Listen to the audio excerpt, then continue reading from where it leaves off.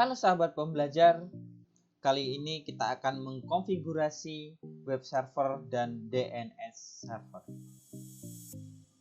Sebelum kita langsung melaksanakan praktek atau langkah-langkah cara setting web server atau DNS server, maka kita harus paham terlebih dahulu apa itu web server dan apa itu DNS server. Web server adalah suatu perangkat lunak yang secara otomatis terinstall dalam komputer milik server atau klien untuk menerima permintaan dalam bentuk halaman website melalui HTTP atau HTTPS dan kemudian dikirimkan kembali dalam bentuk dokumen HTML.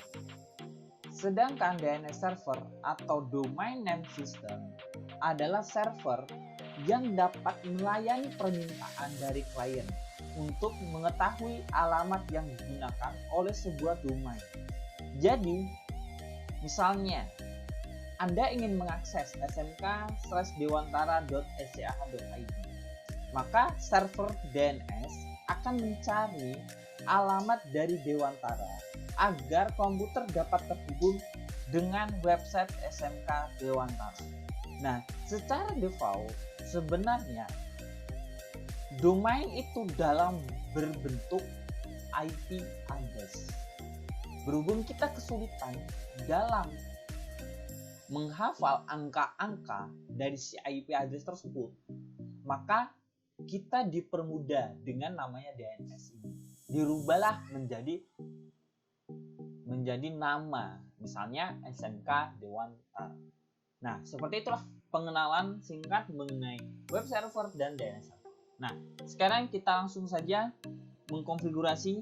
Bagaimana sih caranya? Nah, kita tetap di sini menggunakan device untuk kliennya karena kita membutuhkan klien. Kita di sini kita menggunakan 3 klien dan 1 server. Dan akan dihubungkan dengan yang namanya switch.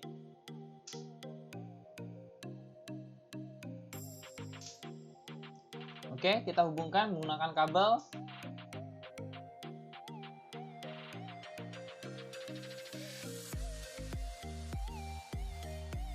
Jika sudah semua dihubungkan dengan server, maka kita setting terlebih dahulu untuk IP address.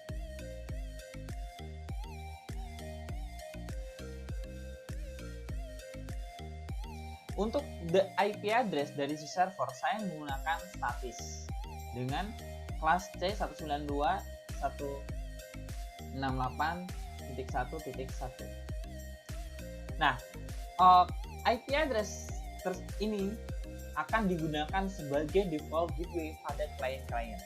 Maka kita copy aja biar nanti dalam penggunaan. Untuk kali ini saya tidak menggunakan DHCP server. Jadi teman-teman jika ingin mempermudah atau ingin cepat dalam penggunaannya, servernya dirubah ke DHCP server biar dia bisa tidak menggunakan statis lagi untuk IP address-nya. Untuk kali ini saya gunakan untuk statis terlebih dahulu.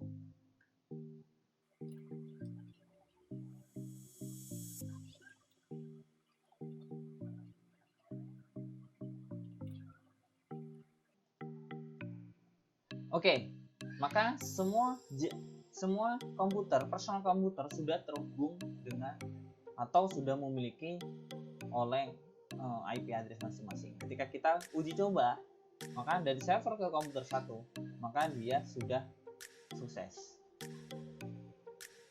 2 ke 3 dia sukses. Nah, tapi kalau kita ingin melihat web browser atau memanggil URL dari server, kita belum punya akses. Maka kita harus setting terlebih dahulu akses tersebut.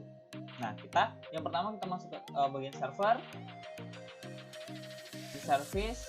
Nah, setelah itu teman-teman aktifkan terlebih dahulu di HTTP ini untuk men-setting web servernya. Nah, untuk web server pastikan HTTP dan HTTPS ini sudah on juga.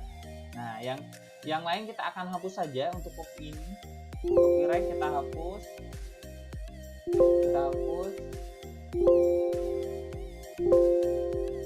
kita sisakan index.html ini. Nah, ini adalah codingan default dari si System.tracer ini. Nah, sebelumnya saya sudah membuat codingannya ini. Nanti saya juga akan coba untuk membuat langkah-langkah atau cara membuat script di web design. Nanti insya Allah lah kedepannya ya. Kalau kita copy saja file ini, kita masukkan ke sini, kita paste, setelah itu kita save. Oke, maka file sudah ada. Nah, setelah itu langkah selanjutnya kita ubah dari si DNS tersebut. Nah, pastikan DNS service ini kita on kan. Setelah itu namanya, misalnya kita tulis smk/dewantara.ac.id. Setelah itu IP address-nya 192.168.1.1. Jadi IP address yang kita gunakan IP address dari si server tersebut. Misalnya kayak gitu ya. Setelah itu kita add, kita simpan. Oke ya, udah masuk. Ini ada nomor 1, namanya DNS-nya itu ada smk/dewantara.sch.id. Setelah itu detailnya IP address-nya sudah sesuai dengan kebutuhannya. Nah, setelah itu kita close. Nah, apakah berpengaruh untuk pengiriman data? Tidak. Kita cek lagi ya dari server ke PC 1. Sukses. Gitu ya. Begitu juga yang lain dia akan sukses juga. Nah, gimana cara mengaksesnya? Cara mengaksesnya adalah kalian masuk ke bagian setting, setelah itu web browser, setelah itu kalian tuliskan kayak gitu. smk/dewantara.ac.id. Maka hasilnya seperti ini. Ini website yang kita buat terlebih dahulu tadi. Kayak gitu ya.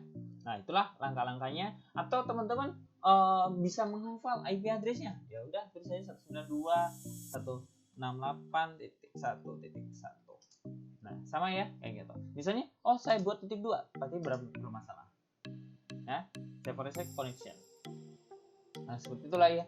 Itulah langkah-langkahnya. Jadi, semua komputer kalau teman-teman coba juga itu sudah bisa semua.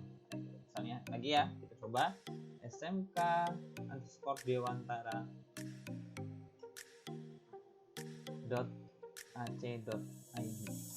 Nah, seperti itu ya untuk penggunaannya atau langkah-langkahnya. Oke, cukup sekian kali ini materi tentang web server dan DNS server. Insya Allah saya akan kembangkan lagi materi-materi lain kayak gitu. Nah, semoga materi ini bermanfaat. Terima kasih.